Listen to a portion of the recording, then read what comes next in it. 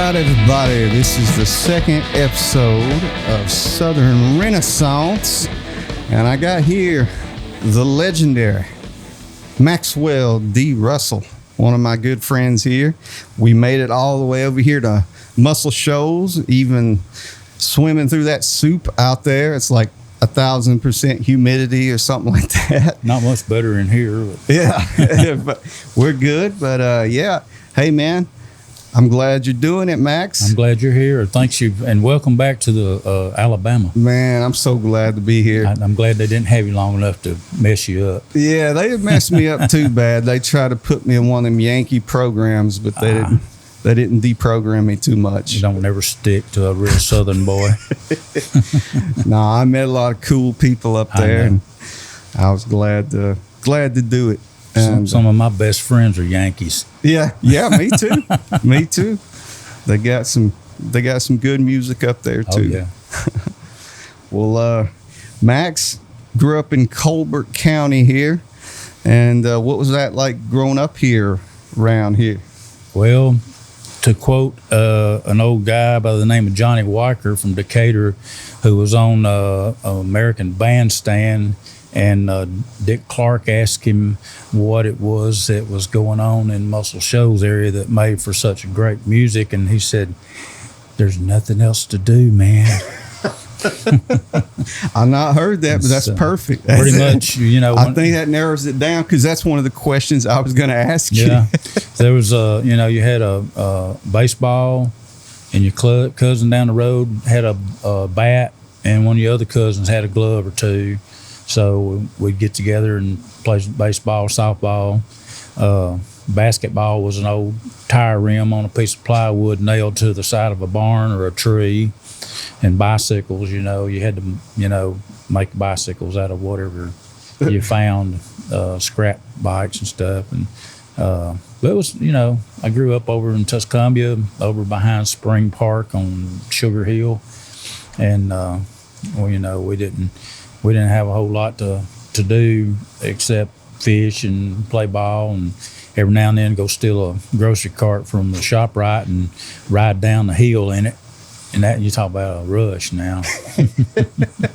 That kind of reminds me when I was younger, I'd kind of get bored, and we'd have these barns, and we'd find these long pieces of barnwood, and we'd like lay them up against the barn, and I'd find a box, and I call it the hillbilly roller coaster, and I'd just get in the box and slide down the board, not thinking I could fall off and die. Oh yeah. You think you're invincible. Oh yeah, we were. We didn't, I've been in water up to my ears and couldn't swim, wading in the creek, trying to catch crawdads to play with, and never think about the cottonmouth laying up on the bank, looking at you.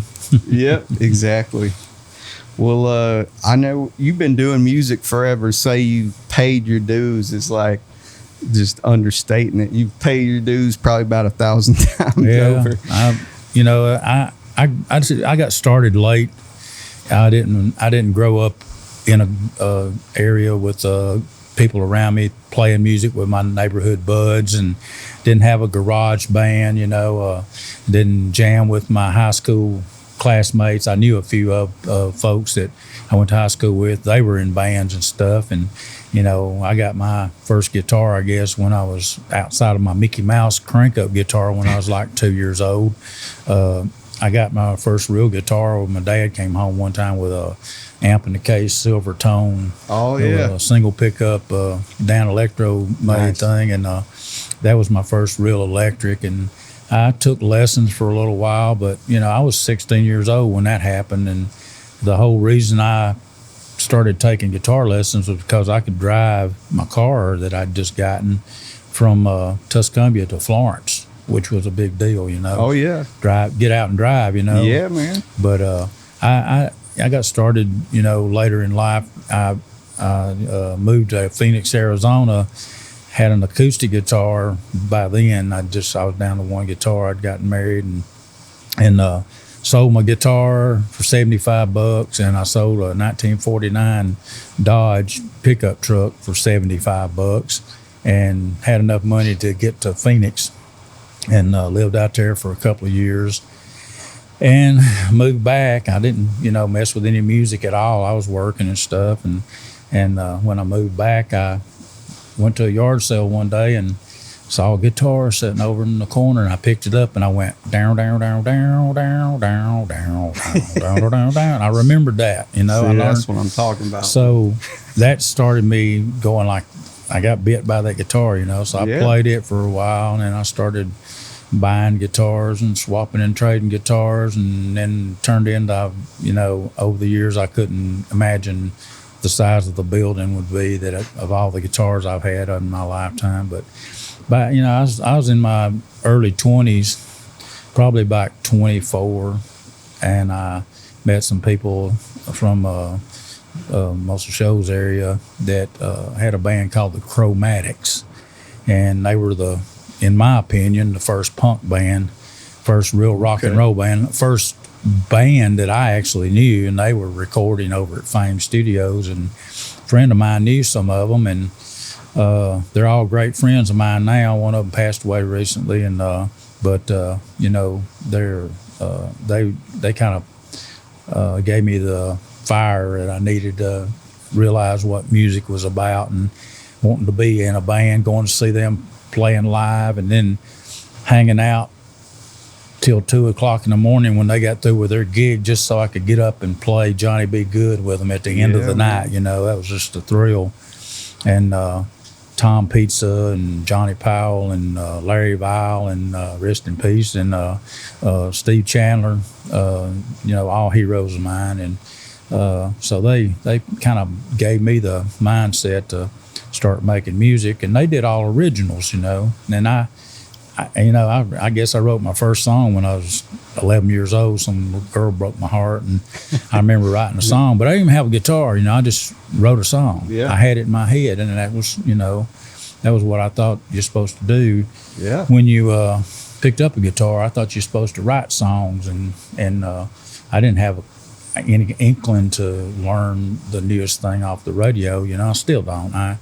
I have a tendency to try to learn something, and then it'll give me an idea, and I'll go write a song.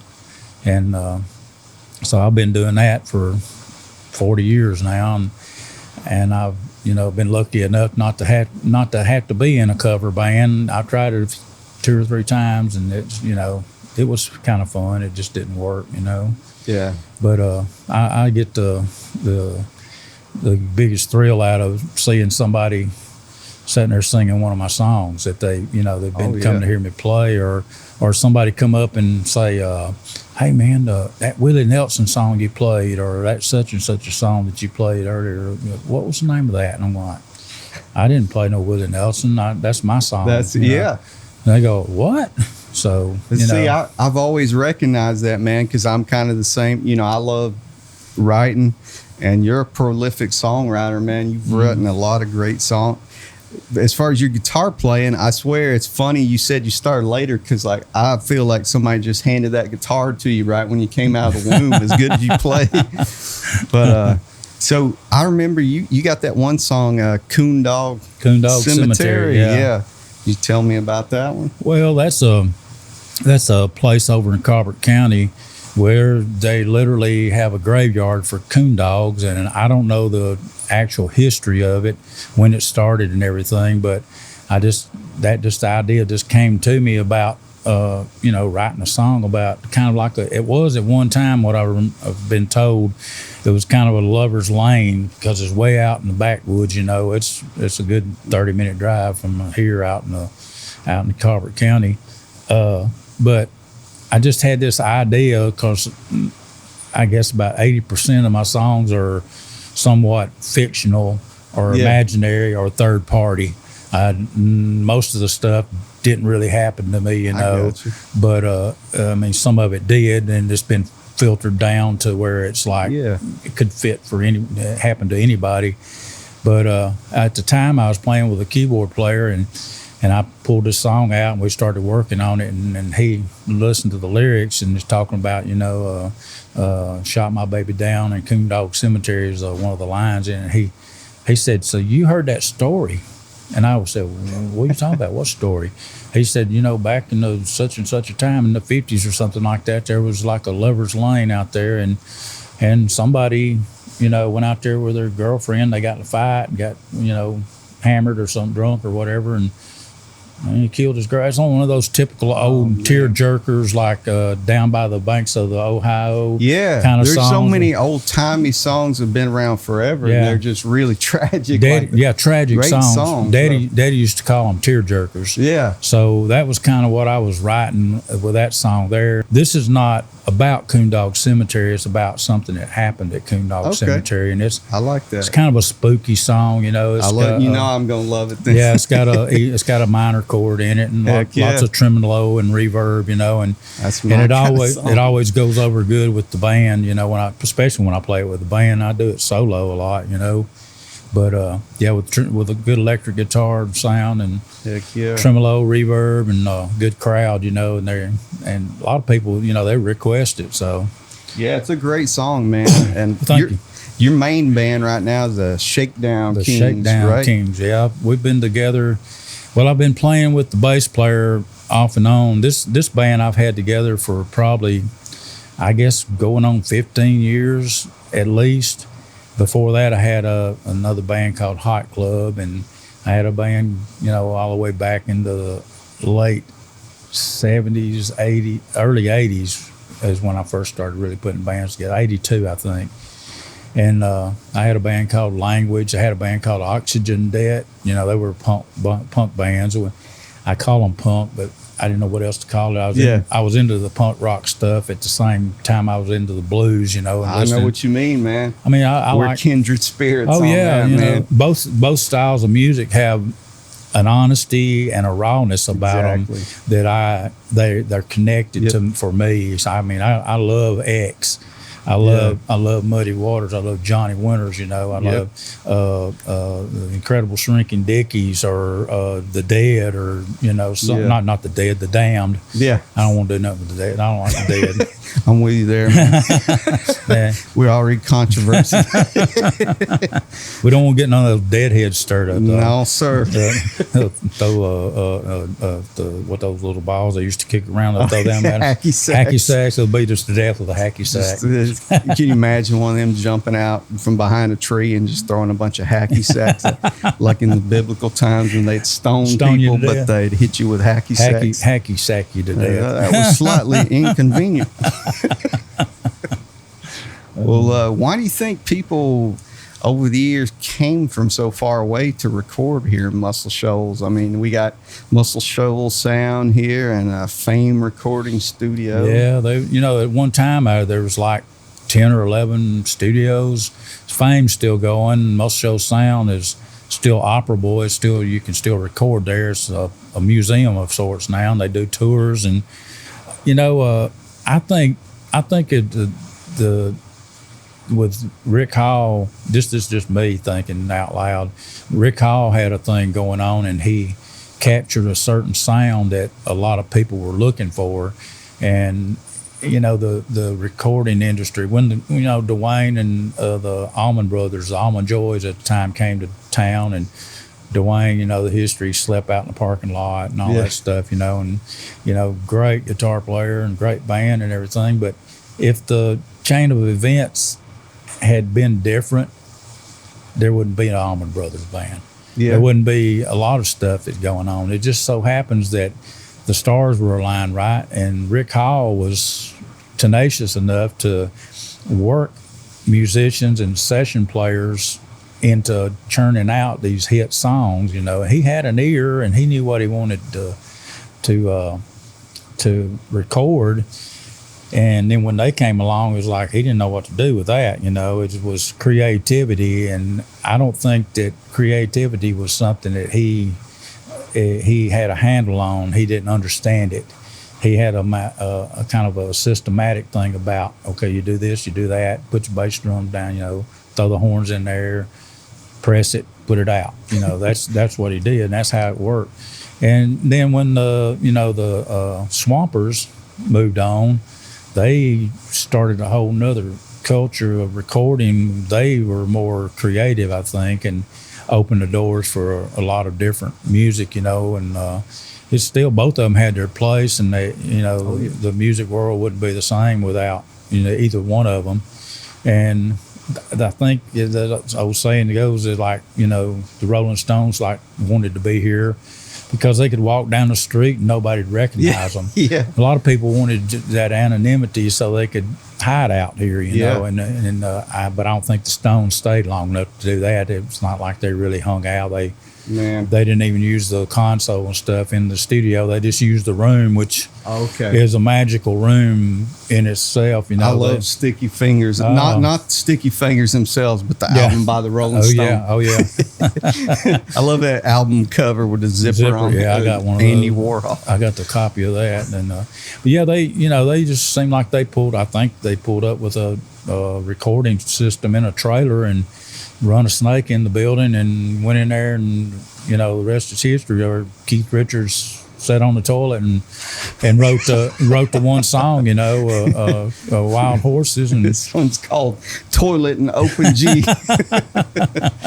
But you know, I think that after the Stones did their thing here, that really put the Shoals area in fame, and the Swampers on the map with the Skinner thing. You know, I don't know which one came first. I'm kind of not really. I don't keep up with it. I know what happened, you know, and but I'm not a historian by any means. But I know knew all of them. You know, most of them passed. David Hood's only Swamper that's left, bless his heart, and you know, Rick Hall. I've met him a few times before he passed, and I was standing over there Studio B and at Fame one day, and he stopped and looked at me. He said, "Do you one of them hot guitar pickers?" And I said, "No, sir." And he kind of looked at me like, "What's going on here?" And he just walked off, you know, twisted his mustache. And walked off. So it was like he was expecting me to go, "Yeah, you want to hear me play?" I really didn't care, you know. I was over there doing something else, and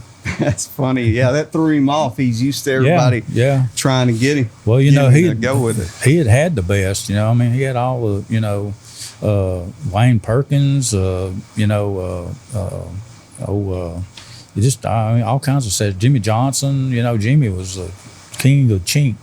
You know, he knew how to do that and keep the rhythm. And I can see his face right now. Pete Carr. You know, Pete Carr was such a creative guitar player, and you know, they just so many session players that came around here, and you know, made their home here, and a lot of them, you know, came from Florida or wherever, you know, and just hooked in and started making a living at it, you know, when you could. Yeah, you know, right. Now, it's a lot different now. Huh? Oh, yeah. I mean, I've never made any money to speak of playing music. You know, I've pretty much just had fun doing it. It's because it's better in your heart, man. Yeah, well, yeah, that's because better. You're the real deal. Well, thank you. But I mean, it's one of the things I feel like, and maybe this is just me. I feel like there's an energy about the Tennessee Valley and just North Alabama. Like I was reading about the Chickasaw Nation. I guess, you know, had some own there, not owned. Native Americans don't own land. They lived on the land. That's what they would say. Yeah. So they lived around here, but they were doing their rituals and stuff way before old Christopher Columbus was here. And I feel like, and I know they call the Tennessee River the Singing River, right? So the river that sings. Yeah. So I feel like there's an energy here that's existed, and like there's something in the water. Yeah, literally something in the water. I think there's something to it. It's I don't know what it is. There's a mojo here. You know, that's not, and you can go a number of different places and you can feel it. You know, I mean, I've been in spots in my little studio before, and even had one songwriter friend of mine go like, "Man, I just feel something right here." You know, we try to sit in another room. It was cooler in another room. No, let's go in there. I like that room there. Yeah. You know? Go to somebody's house, you know, and try to write something, and just, you know, you just don't feel the vibe. You don't connect for some reason. I had a recently last year, say recently, like a year and a half ago, I started writing with a friend of mine, and he had moved here from Gadsden by way of Idaho, and you know, we just clicked. You know, we sat right here in this room and just hammered out some songs, and 15 or 20 songs in about a 3-month period. And it's like, they were all good songs, you know, and I'm like, tried to do it somewhere else. We tried to write at his place. He got a little office in one of the studios. Just didn't happen, I don't know what the magic is or when it comes, but when it's kind of like, I'm standing on the corner waiting on the song, and I try to grab it before it gets away from me. That's a cool thing to me about songwriting. It's almost like to me it's the creation, and you get so close to the past what we understand to be reality. It's like you were saying about your your song about the coon dog cemetery, how you sort of wrote that and you didn't know about the story the guy told you later on. I've had things like that happen to me where I wrote a song, I have no idea what it means. I've got and then songs. people are like, and it's like it almost like a prophecy, or like there's something past that we're getting this information, but I don't know where it comes from. Kind of like it got handed down to you, and you're supposed to share it. Yeah. And it doesn't matter what you think it is. Somebody else is going to interpret it in another way anyway. Yeah, exactly. So, I've got a song called Gypsy Bottle. What is a gypsy bottle? I never knew what it was about, but everybody likes a song and everybody thinks something different about it. Yeah. And, I recently wrote it with my friend from Idaho by way of Gadsden. We wrote a song called Black Rose of Texas. Nice. And it's, I didn't really think about what it was about, but, after it was kind of like the gambler type scenario where this guy meets this fellow and he sets him straight on the meaning of life sort of thing. Well, it turns out Black Rose of Texas is heroin. Oh, man. So this guy, the lyrics to the song are about this guy that loses everything because of the Black Rose of Texas. And then I'm sitting there and he had dropped the word, the phrase Black Rose of Texas. Yeah. And between the two of us, we came up with the lyrics talking about or singing about that, that what happens to somebody when they do, have that problem. And it was like, oh, well, I didn't know what it was about. It's just like, he said, you never heard it called that? And I said, no, it's always been called heroin or smack or horse to me. Yeah. I mean, even when I was growing up, there wasn't heroin around here. There was, if you had to go to New York or Los Angeles to be a junkie, junkies weren't around here. Now they're everywhere. Right. Yeah. I think you have to go to a big city to get away from them. Yeah. Right. Yeah. Maybe you may be right, man. But I knew, and it's weird because I know probably only songwriters completely understand what we're talking about with that. Just the connection there. They don't understand it, but they know what you mean. Yeah. Exactly. It's like I don't understand where songs come from sometimes, or why, or what triggers me to sit down and write a song. I know when they do come, the ones that hit the hardest happen quick. Yeah. I mean, true. I write them in 15 minutes. Now I've got one song that I've been doing for years, probably for 20 years, that just never seemed finished. I never thought it was a complete song. And then about 2 years ago, I wrote the last verse, and it made more sense. Nice. And it's it's just hard to explain sometimes, but yeah, the lyrics sometimes come and you rattle off lines and words and put them down, and you go like, well, what does that mean? It don't matter, it rhymes right now. Yeah. Go back, and if it doesn't make sense, then you change it. Sometimes you don't change anything, but yeah, I got a song.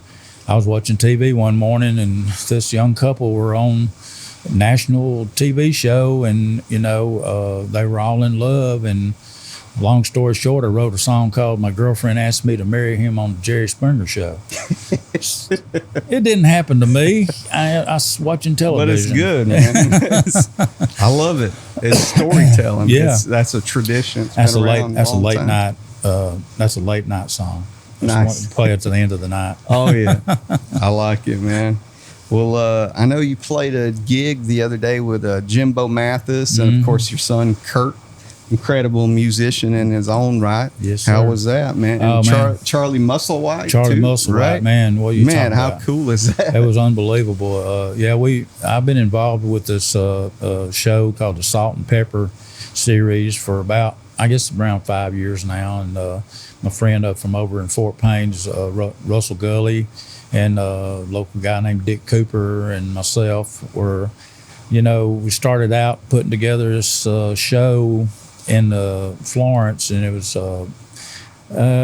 like quarterly, so it wasn't very often that we did it. And we were trying to bring Alabama blues and roots music, in. And we got so far with it, and it seemed like we ran out of musicians. They're either dead or they're not from Alabama. Yeah, you ain't from around here. Yeah, you ain't from around. So, but there was a connection some way or another. So they either recorded here or they knew, something happened that they did that was connected them to Alabama. And Kirk's been playing with Jimbo for a couple of years now, and playing drums, and he gets him lets him play guitar. And Jimbo's is an incredible musical force. I mean, artistic. Yeah, he is. I mean, this guy during the pandemic had downtime. Did he sit on his butt and cry? Hell no. He built a puppet theater, and he made his own puppets. That's awesome. They're great, man. It's unbelievable. I didn't know he did that. Yeah, That's great. and he's still doing the squirrel nut zipper thing. And, Oh, yeah. And Kirk's playing with this band. This group here is called Creatures of the Southern Wild. I love that name. Got a Jimbo on guitar. Another guy plays guitar. I can't think. I can't remember names, but.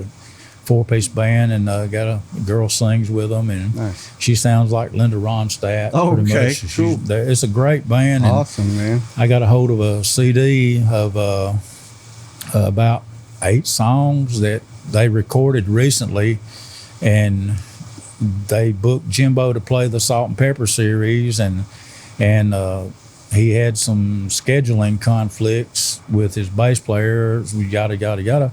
So he asked the Shakedown Kings to play, and I said, let me think about it. Yes. Yeah, right. So we rehearsed one time, and I'd been listening to the CDs, and of course he's a roots player. He's a down to earth guy, and so we just clicked. He'd said he'd been wanting to play with me for a long time, so. It just happened, and it was really, really intense, and it went by so fast. It's one of those gigs that you turn around and you go like, man, I want to do some more. I don't want to quit. Let's play till midnight, I know, man.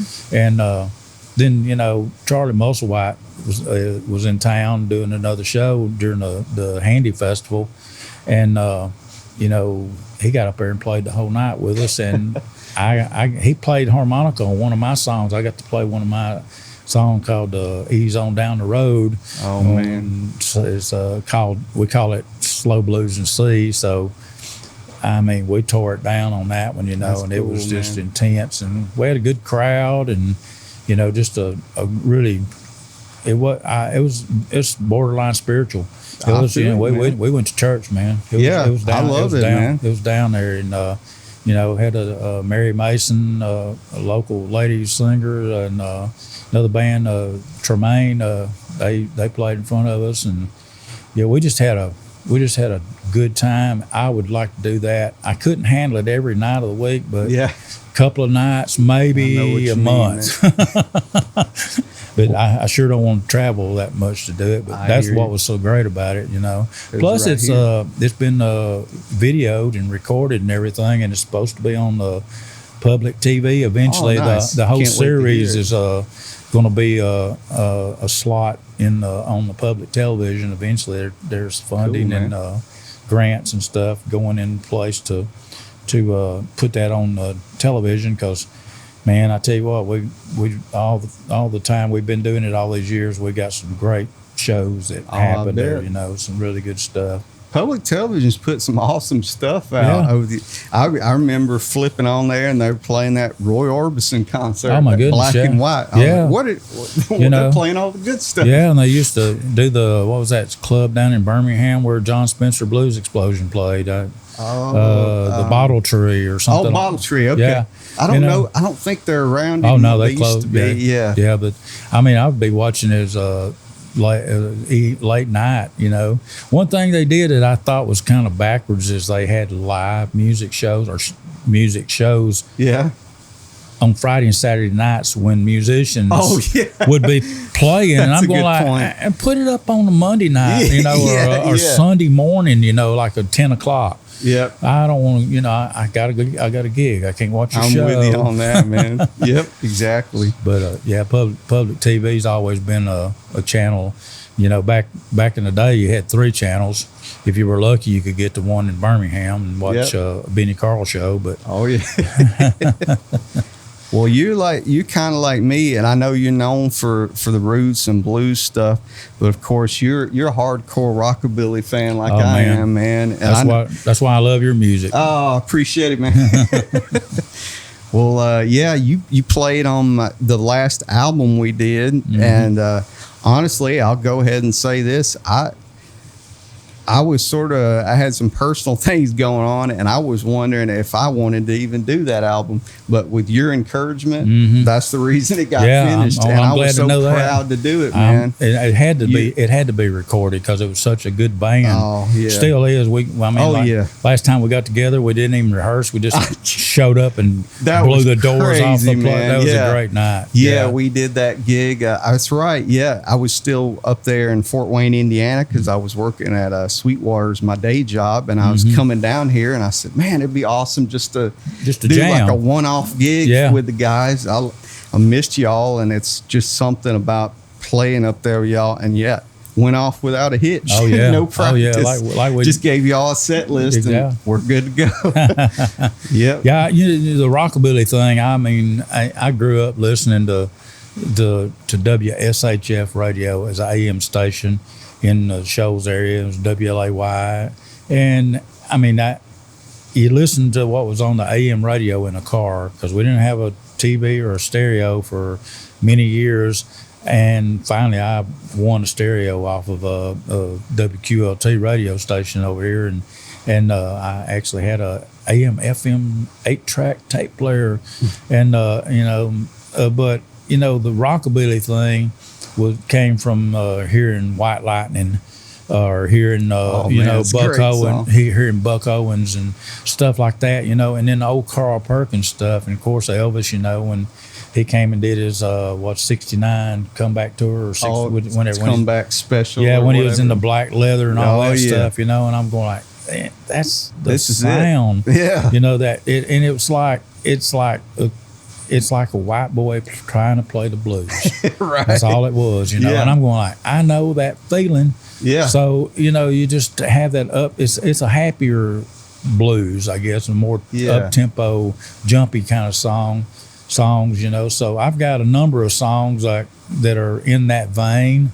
I got one called "The Boys Got Rhythm" that I wrote. Oh yeah. I wrote about That's a cool one. kind of about my son, who, by the way, he just turned 40, and we've been playing together since he was 9 years old. He's played his first gig with me when he was just turned 9, and he's my right hand man if I need a bass player, drummer. He's playing keyboards now, and he burn a mandolin up. So we do a bluesgrass thing occasionally. Oh, cool. I have an album out called Chains. There's a song I wrote called "Lord, These Chains Are Killing Me." That's a great song, man. I love that song. It was a stomping John the Revelator kind of blues thing. I love Son House. That's one of my favorites of all time. He was a king. I was listening to him the other day, just that song, Grinning in Your Face. Is something. He's just clapping, singing, but it sounds better than 90% stuff I want to listen to. And the John the Revelator is like him stomping his feet. And it's no awesome. guitar, But I wrote that song, and there's a group from Mobile area, up around Kentucky, I think, where they based it, called the Beat Daddies. And they the singer recently passed, about 3 years ago now. But I used to do this songwriter showcase, and they came down, him and his guitar player, Tommy Stillwell. Yeah. They came down and played my showcase. So I played that song, and I had just written it, and I was doing this one chord open tuning slide in the key of D, the devil's chord. And so it it was wicked, Yeah. And when I got through playing it, they both looked over at me and said, "We want to cut that song." And I went, "Okay." Yeah. So it's on their album. And Nice. what was funny and crazy about it is when I recorded the acoustic guitar and sent the vocals and the acoustic to them on the email for them to have a reference, And I was thinking the whole time in my mind, if I could record it the way I wanted to, I would have full band, harmonica playing on it, and the Blind Boys of Alabama singing back up with a big churchy sound, like a choir sound. Yeah. Well, after they got a hold of it and they sent me back a demo. Guess what? It had harmonica and the Blind Boys of Alabama. It didn't actually have the Blind Boys of Alabama, but they used a processor to get that harmony, the harmony sound. That's cool. It wound up on their last album they did. Nice, man. So, I got a royalty check. I got it hanging on the wall over there for $19.83. Nice, man. And I took a picture of it and cashed it. And that's the year my son was born, or oldest son was born. Oh, cool. So it's kind of a keepsake. Definitely, man. I cashed that check and went and got me got me a big hamburger. That's what I get a few royalties off of my streaming, and I call that Taco Bell money. Every once in a while in a year, I'll be like, "Oh, there's some Taco Bell money." Yeah. That the rockabilly thing is in my blood as much, if not more, than especially with a band. If I get with an upright bass player like Freddie Frost, or or my bass player Terry Richardson, it's just something about having a good guitar, hollow body with a lot of reverb. 20-foot chord, a good drummer that can shuffle, and an upright bass slapping. And you just cut loose, and you can't help but like it. It's good music. It's happy music. Yeah, you just feel it.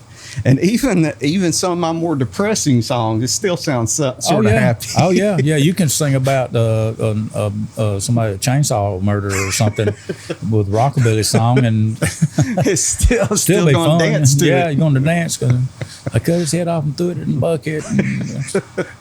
I'm gonna bop. Yeah, man, that's awesome. Yeah, I love rockabilly, all the old. the Stray Cats. I got to see Brian Setzer in Memphis a few years ago. Going to go see him in Nashville at the Ryman in October, and it'll be my first time to go to the Ryman. And he's, I've always wanted to see the Stray Cats, but seeing his rockabilly right was incredible, awesome, man. I love what he did with the orchestra, but him stripped down with a 3-piece. Oh yeah, he's just so good. You can't. But he's one of the most. Nowadays, he's not underrated. He's one of the king daddies. They finally get it. They're like, oh yeah, that guy is good. And not only that, he's a singer and singing fool, man. And when he split away from the Stray Cats there that few years, he got a couple of albums that he had to put out to satisfy the record label. But he did 2 other albums in between that, and then when he came back with the orchestra and the swing stuff. And one's called The Knife Feels Like Justice, and the other one's Live Nude Guitars. Dude, that is some of the best music I've ever heard. There's a couple of songs on it. The Knife Feels Like Justice, and it's got a song on it called Every Tear That Falls. Makes me cry every time. I know he put out an album a while back that I had. We're talking about 66 Comeback Special. That's what that was a cool album, but not everybody knows about that one. He's got a new one out now, and he's got a great band. Got a guy from Nashville that used to play with Delvin Clinton. I can't think of his name. I can see his face, but he plays keyboards with him, plays piano, and gets up and plays guitar Nice. too. So yeah, Brian Setzer's probably right up there. He's one of my top 10 guitar players. I believe it, man. Yeah, you have your own. You have your own sound, which is awesome. Like I describe it as like somehow it sounds like you're in the desert, but you're in the swamp at the exact same time. I don't know how you do it. You get that tremolo going, that reverb. It sounds like a Western and a swampy song at the same time. Got a dust awesome. Radio, I call it. Yeah. Yeah. Got the spooky sound and you riding up. It's kind of like you've been across the desert and you're knocking the dust off of you, and you find the oasis, and it's not drinkable water; it's muddy water. And what do? You stick your head in it. That's a perfect description. I love it, man. Well, yeah, and like I say, we played some gigs together, and man, it's the TMFP band, and man, it's been so fun.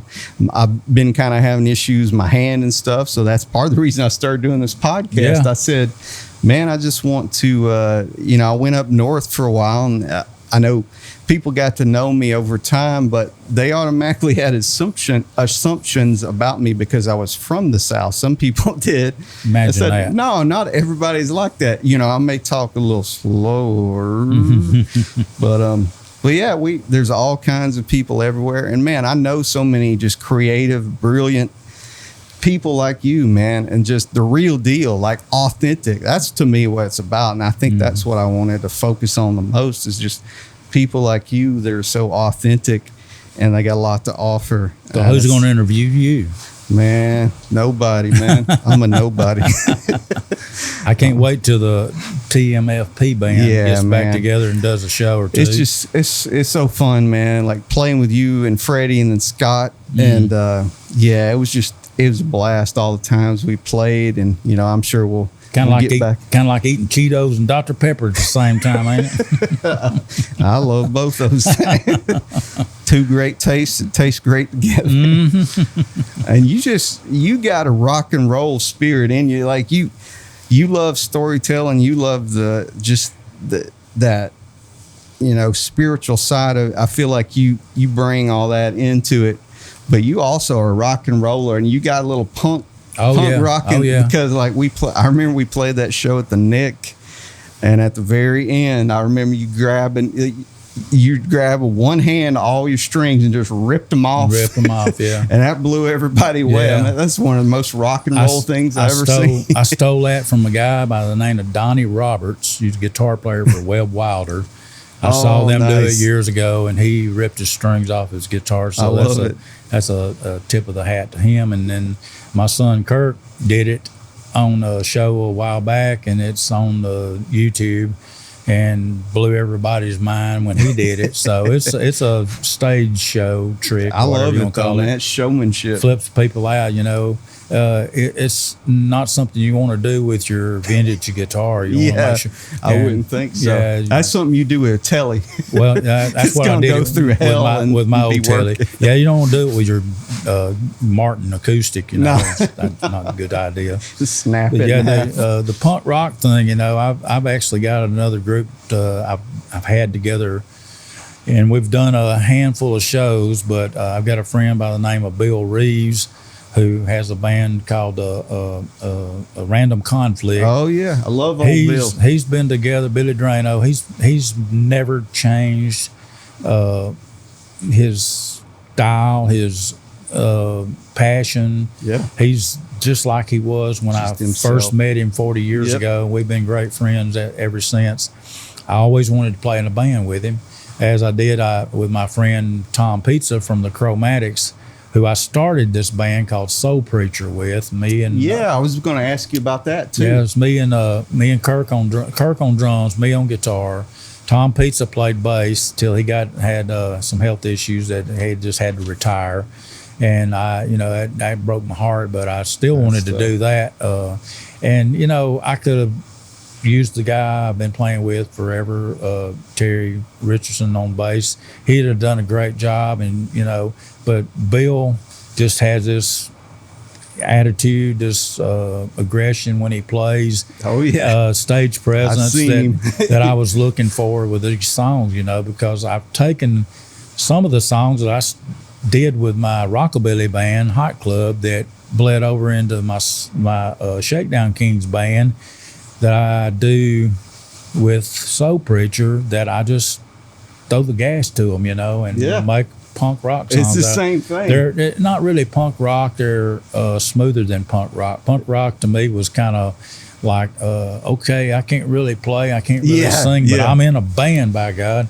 Yeah. So this is, a band. I'm not knocking punk rockers. They're all garbage people. I don't like any of them. But we've got some good songs, and we're probably going to wind up recording an album and doing this. But we got a show coming up this Friday night. What's the 19th of August over at the place in Florence called the Lava Room, and we're doing a 3-band bill. We're gonna blow the doors off of that place. Nice, and man. I just started. We've only played probably 6 shows since I started with Bill, but this has been 15 years ago. I put this band together, and we played 5, 6, 7, 8 shows with Tom Pizza on bass, and we got some footage and some crappy audio, and videos and stuff. But this it's just kind of like a team that that you want to do a certain style of music. You got to have certain players. Yeah. Or you just don't just put anybody in there because they happen to be able to play something. Yeah. They got to have that drive and that. Absolutely, I get it, man. And the fear of volume is an issue. I thought you were about to say fear of God. No. I like, this is loud, aggressive, fast, mean, nasty. Oh yeah. Kind of like Black Oak, Arkansas on steroids. Oh, I love that description, man. That's what I'm talking about. That's good stuff, man. We'll listen to some more of that.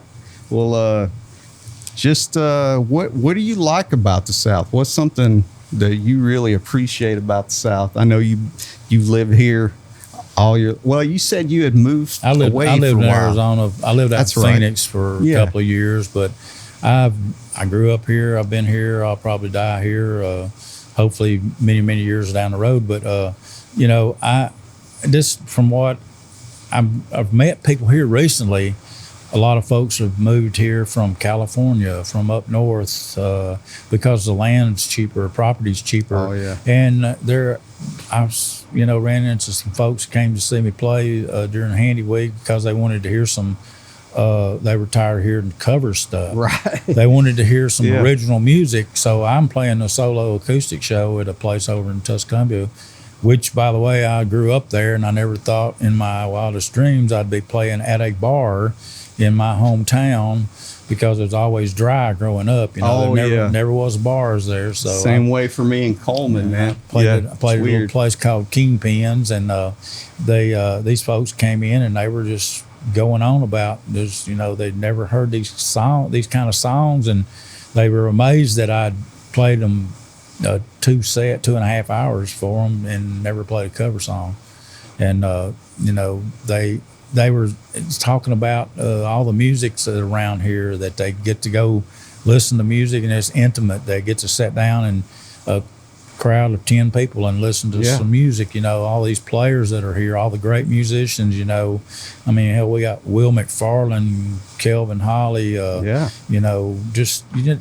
There's all kinds of players around here that have been doing it for decades, and people that are moving here are used to paying a cover charge of probably $15 or $20 to get into a place to see somebody like me play, or somebody like them.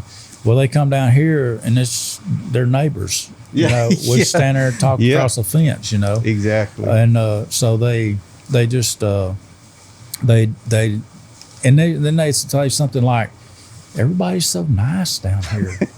I'm going like, well, you hadn't been to the right side of town. Yeah, You need to go to the wrong side of the tracks. You There know, you go. we got our rough side. Oh, sure. But for the most part, you know, everybody for me, you know, it's a Southern thing. It's, you know, respect for your neighbors. Treat people like you want to be treated. Exactly.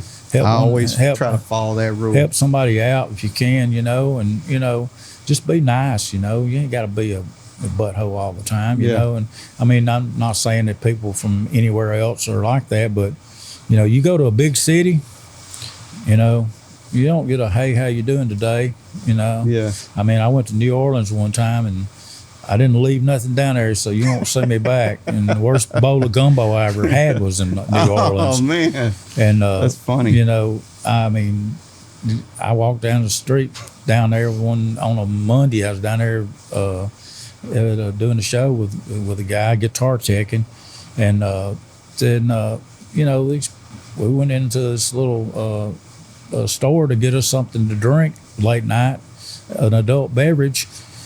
And this guy walked up to the door and standing there in his underwear, just screaming to the top of his lungs, you know, and everybody was looking at him like nothing was going on. And I thought it freaked me out. I didn't know what to think of it. Man. But, you know, I'm not really a country boy. I'm an Alabama boy. You know? Yeah. So a river rat, if you will. But, you know, I never saw stuff that a lot of people lived through or had been around. You know, I'm pretty much you know, I hadn't seen a lot of things, and I don't really want to. I like. Yeah, I don't really want to see a dude run around in his underwear or something. I mean, if I want to see something crazy and, you know, bad, all I got to do is flip your phone up and open up YouTube or look at the news. You know, that's right. I don't want to do that.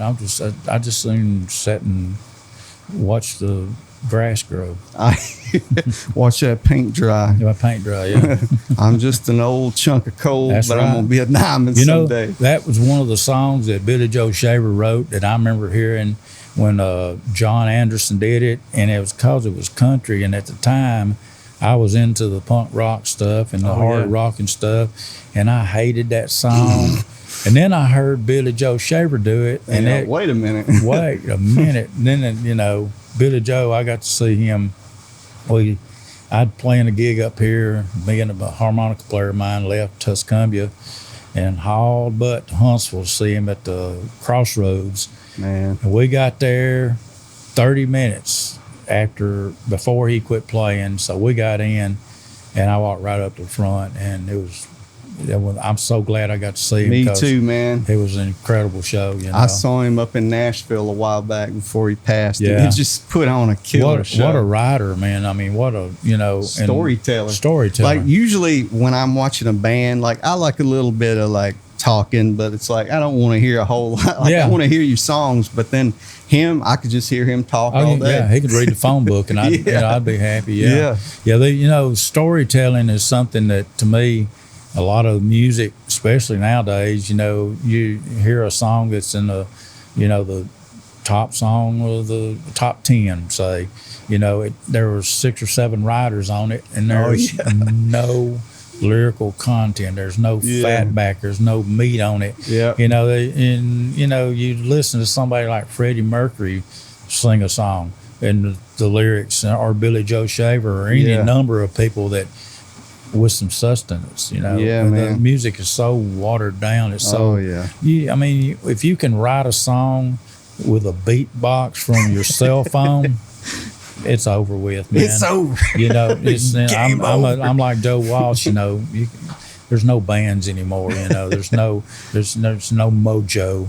You know, I mean, like I said, I'm a late bloomer. I'll be 67 the end of this month, and I've been playing my songs for 40 years. Yeah, man. And I'll be playing them till I'm gone, and more, hopefully, you know, some of these new things I've got coming up. Yeah, man. You know, I just, you know, if I play a cover song, it's White Lightning or Rainy Night in it's Georgia. Always a great song. Or I love playing Stray Cat Strut or Rock This Town, you know, stuff like that, you know. That's good stuff. And then I pull out some old Muddy Waters or some Robert Johnson, you know, when I'm doing my solo thing.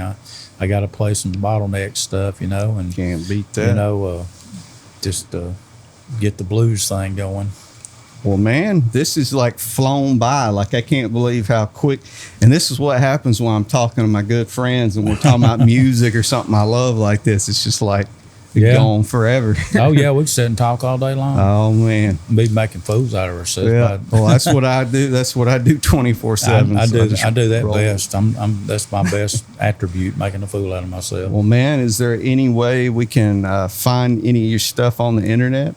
Well, I don't have any CDs right now. They're on Spotify. I've got my album Chains is out, and I have a label called Ditch Music, and they've backed me up on some putting the record CDs out, promotion and such as that. You can go online and you just Google Maxwell Russell or Max Russell, and something will pop up somewhere or another. It's just that easy these days. But there's a thing called Reverb Nation, which I haven't been on in a long time, but I have like 200 songs on there. And there's anything from crappy boombox recordings to full-blown production, good sounding songs. That's on awesome. there. Good songs, good songs. They're set up to where you can buy them for 99 cents a piece, or just listen to them if you want to. Okay. Because I don't even have an account set up where I can get the money that's been paid into that. So I got you. It don't matter to me. If you listen to my song, just leave me a note and say, "Hey, I like your song." I like it. That's worth more than 99 cents. I hear you. Yeah, nowadays, but, for sure. When there for years, I was taking CDs with me to gigs. Yeah. Well, you don't have CD players in cars anymore. Yeah, nobody wants CDs. Nobody wants CDs. I got a bunch of them. I got boxes of them, and I listen to them occasionally, and that's when I listen to music. Mine is when I get in my car and drive. And me too. But I'm bad about putting my CD in and leaving it in for 2 weeks. I don't never change it. It's like I forget about it, but I listen. I learn the songs. I mean, I get ideas that way. But me too, man. I'm on the Facebook there. I keep my gigs posted on there. I try not to stay on there too much. I hear you, because I get on there and open my mouth and something political, and then next thing you know, I got a bunch of people jumping down my throat. Yeah, I don't want happens that. Quick nowadays. Oh yeah. Well, Max, man, I really appreciate you doing this, man, and just letting me come out here, hang out with you in Muscle Shoals. And man. Man, I'm proud. It's been a pleasure. I love you, man. I can't wait till Tony Purdue band gets back up there and get to kicking it, and we're going to get together and write us a song or two here soon, and when we get time, and just keep on rocking, keep on doing what you're doing. You always do good stuff. You always appreciate it. You're always an inspiration. The first time I saw you with the Devastators, years ago, that's when I was going like, man, this is like, I like, because you're doing the rockabilly, of course. I just loved it, and I've been a fan of yours since that day, night, man. And getting to play with you guys, the Freddie and the drummer Scott. I'm drawing blanks there. Yeah, sorry, Scott. Same thing, man. But getting to play with some great musicians like you and those guys, and being able to have fun and be creative and do something different. For me, just to get to play guitar behind somebody that writes great songs, that's always, that's always fun. It means a lot coming from you, man, because I got so much respect for you and just what you've done, and just the real person you are. You're just authentic, more authentic than most, and that's what I love. Give me a kiss. Oh no, we gotta wait till it's done recording. But, man, I sure appreciate you, man, and I guess that wraps up this show. Y'all stay tuned, and that was Maxwell D. Russell, Tony Purdue, Max, and I'm just some guy. Thank y'all. Have a good day. Thank you. Peace.